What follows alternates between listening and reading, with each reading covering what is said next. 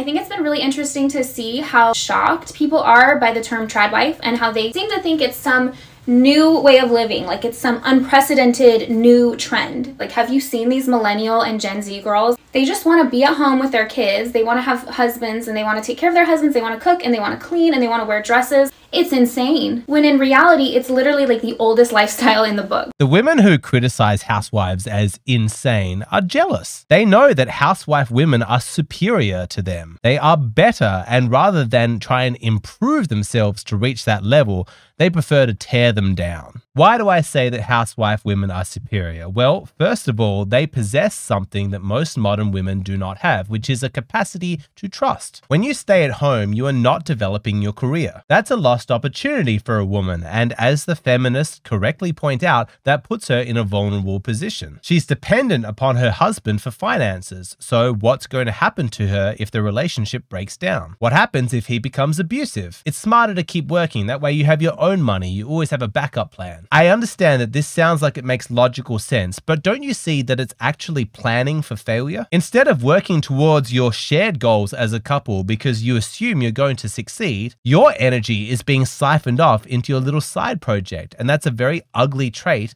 to have in a partner. Who wants to start a life together with somebody who assumes that the relationship is going to break down and is already taking action based on her individual interests? It's much more attractive to have a woman who is genuinely committed to you, who wants to make it work even if things get difficult, because she loves you, because she trusts you. The two of you are partners now. It doesn't matter who technically earns the money. You're a team. It's for the both of you because you're going to stay a team forever. That mindset is so much more attractive than the woman who gets married but already has one foot out the door. Before this, they were just called stay-at-home moms, and before that, they were just called women. But now our society has gone so far in the feminist direction that anybody who wants to live like a little bit old school and a little bit like how women used to live is fringe, right? Like an extremist. It's so weird, but these days, to be socially conservative, to believe in family values, that makes you counterculture. But that just makes the woman who chooses a housewife lifestyle all the more attractive. Because by choosing a path that is different to all of her female friends, she has demonstrated independence of thought and an ability to resist pressure to socially conform that's very impressive. Most women are too weak-willed to step outside of the approval of their sisters and choose a life that's actually right for them. They need the protection of the herd. They must socially conform. It's sexy to be with a woman who has the courage to ignore the haters, to ignore the criticism and the shaming of her choices, to rise above all of the bitter women who are trying to tear her down, saying she's not a true feminist or whatever. She has her own independent thoughts and values, and she's happy, healthy, and brave enough to back her own judgment. And that's really, really attractive. And I just think about how so many of us, since we were little, we were raised in this kind of boss babe feminist society that told us you can be so much more than just a mom. You can be so much more than just a wife. And so many of us listened and we, tried to climb corporate ladders and we boss babed so hard. Now,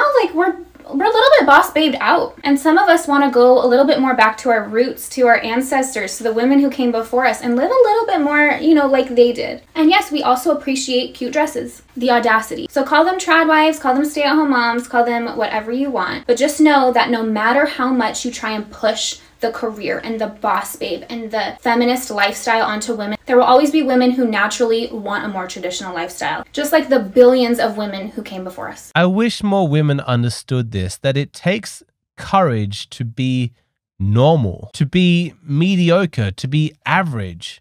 A simple stay-at-home lifestyle, nothing particularly notable or groundbreaking. You've got to be brave to do that. If you have low self-esteem and you feel like your true self deep down is something that you should be ashamed of, something unworthy without much value, then your life will be spent overachieving, trying to be exceptional, trying to be above average, trying to make up for that self-esteem deficiency that you feel inside. When I see a corporate woman dressed up in like her business suit, working 6 days a week, climbing that ladder, making that money, trying to be the best, I just feel sorry for her. That she must feel so deficient inside that she's spending her life trying to prove that she's better than average. That's what's so attractive about a woman who is content to be a housewife, is you can just feel the health of her self-esteem. You can measure the health of somebody by the smallness of the things that bring them happiness. If you're a boss babe and you're only happy if you get 3 promotions a year, and you prove that you can outwork your male colleague, and you can meet every deadline and you can complete every assignment, if it's only in those conditions that you're happy, then you sound absolutely exhausting to be around. So much pressure, no fun. But if you're a housewife and a stay-at-home mum and it brings you pleasure to just see like a cute dress and get to put it on, or you're happy when you see like a bird in your garden or just playing with your baby, when you're able to enjoy the little things in life, that makes you so much more attractive. Speaking of the little things in life, this is what I ate for breakfast.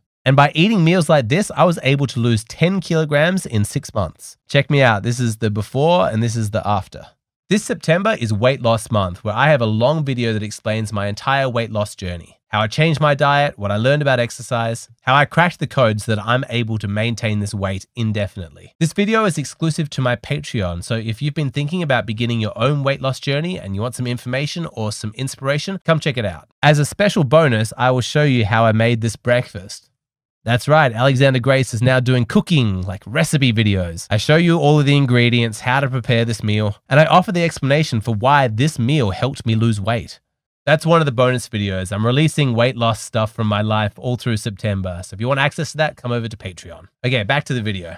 Call us crazy, but we like babies. We want to have babies. We want to spend the very few years that we have of them being little with them. When a man says, I want my future wife to be a stay-at-home mom, I want her to stay home with the kids, a feminist type woman is likely to shame him. You want to control women? You want to lock her up in the home? You think women only exist to make babies? How fucked up is that there's such a negative interpretation of his preference? Could it not be that men just love their children and want what's best for them? One of the prime ways that fathers show love to their children is in choosing a good woman to be their mother. If you want what's best for your children, then you want them to be raised by a woman who is feminine, nurturing, loving, a woman who likes children, who wants to spend time with them, who enjoys it, because obviously that's what's best for your kids. The human brain from birth develops by human interaction. Having a devoted mother who loves you, who talks to you, who cuddles you, who plays with you, who spends all of that one-on-one time, that's so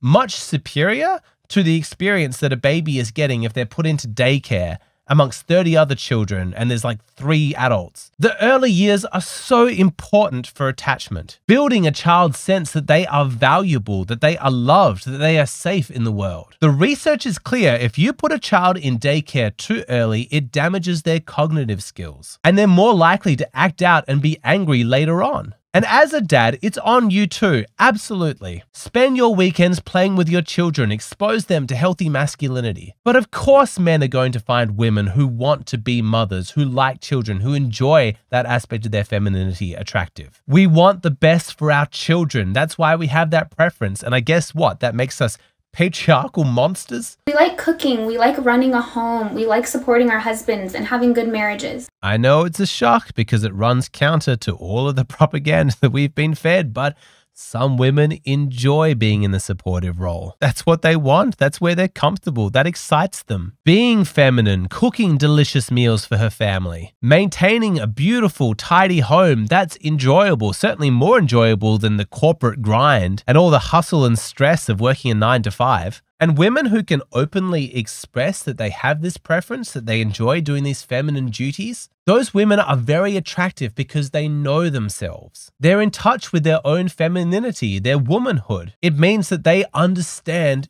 gender differences. Longtime subscribers of my channel know that this is what I advocate. A healthy, rational understanding of the differences between men and women. Because when you understand that men and women are not the same, when you are dividing up the tasks of life, you can take each gender's strengths and weaknesses into account when making those decisions. A man is masculine. He likes working outside and doing physical labor. He likes using his strength, so it makes sense that he mows the lawn, he fixes the car, he fights off the attackers. And understand that a woman is feminine. She likes the small details. She likes making things beautiful. beautiful and nurturing others. So it makes sense that she decorates the house, she plans the meals, she cleans the things that her husband never seems to notice. The differences between men and women do not mean that one is better than the other or that one gender should be working harder than the other. It just means that men and women should cooperate with each other in a genuine partnership. And it's very attractive when you meet a woman who understands this principle. So if you're dating a woman who aspires to be a housewife, lots of men find that attractive because you can be confident that when you're dividing up your life between the two of you, assigning roles and responsibilities and household tasks, that she's going to be rational about it. She's capable of understanding that men and women are different and that for things to be equal, they don't need to be identical. Now, for the rest of this video, I'm going to talk about my own personal relationship, which I don't do very often. But I think my circumstances can be related to by lots of men, because even though we lean heavily into gender differences, my partner has been studying while also being a mother. I work from home. I'm a YouTuber, so I spend a lot of time with my daughter. This is not a 1950s style relationship, and yet the gender differences are still at the forefront of so much of what we do. So if you exist in a more modern arrangement similar to ours, like your partner works, but you still want to take advantage of this information, how can you structure your relationship? That's what I'm going to talk about in the rest of this video. If you want to see it, then come over to Patreon. You can see it right now. What I've posted here on YouTube, these are just the shortened, abridged versions of my videos. The full versions of my videos are available on Patreon. And of course, this month, that means that all of my videos related to my weight loss journey are available as well. The value for my Patreon has never been greater. Come on over, sign up, and you can join us there.